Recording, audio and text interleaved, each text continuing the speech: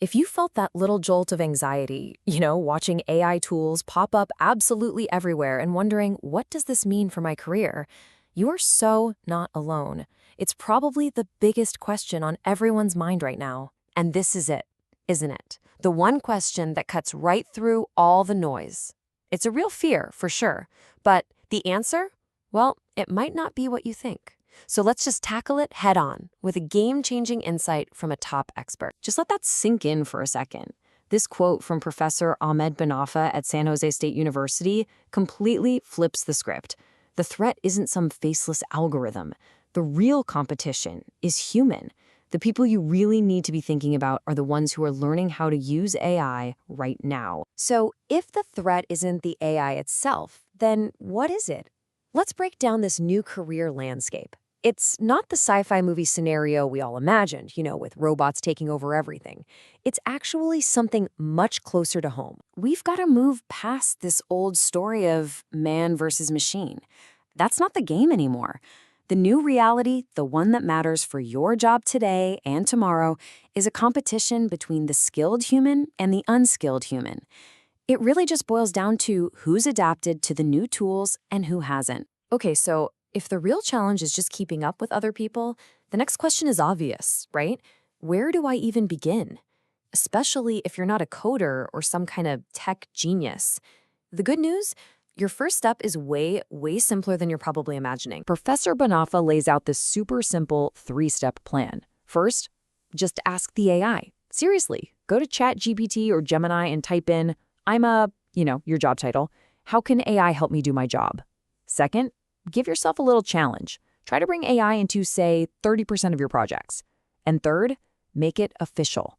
Find a couple of free online courses, finish them, and then boom, add that skill to your resume and your LinkedIn. Just like that, you're already getting ahead of the curve. Now, this brings us to what's probably the biggest mental block for most people. It's so easy to get scared off by all the technical stuff and feel like you're not qualified. But to really win here, you have to adopt a totally new way of thinking. The co-pilot mindset, right?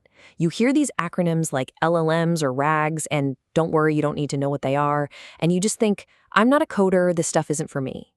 There's also that nagging fear that even if you learn a few prompts, your manager could just learn the same ones and make you redundant anyway. But listen to how Professor Banafa explains it. This is the perfect analogy. You use Microsoft Office, don't you? Do you have to know how it was programmed? Of course not. You just need to know how to use it. AI is the exact same principle. Think about it like this. Remember back in the day when being the one person in the office who could write macros in Excel made you look like an absolute wizard? You weren't a Microsoft engineer, you were just a power user.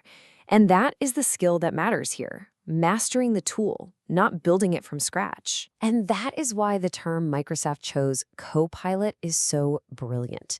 The name itself tells you everything you need to know. You are the pilot. You are in command. You're flying the plane. AI is your co-pilot. It's this incredibly powerful assistant that you call on when you need it. You're the one running the show. So let's bring this all home. Your goal is not to become an AI engineer who builds the plane.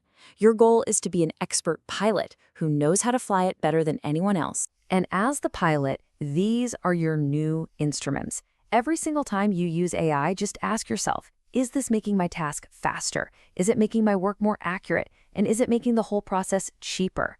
If you're hitting those marks, you're creating undeniable value. And don't make the mistake of thinking this is something for the distant future. You need to get moving on this now. The job market is already rewarding people who have these skills, and it's starting to leave other folks behind. And just look at how this is predicted to shake out. By 2030, skills that are expected to become less critical might include things like customer service. Now think about that for a second. A role we've always seen as needing that special human touch is being totally redefined by AI. It's a huge reminder that no field is going to be untouched by this shift. In the end, Professor Banafa doesn't really mince words about the choice that's in front of all of us. His warning is blunt, but it's powerful. You have to get on this train, because sooner or later, it won't be the AI that replaces you. It'll be the people who are already on the train. So, that fear of being replaced by a machine? Let's just toss it out. The real challenge, And honestly, the real opportunity is to become that skilled human who knows how to use the machine.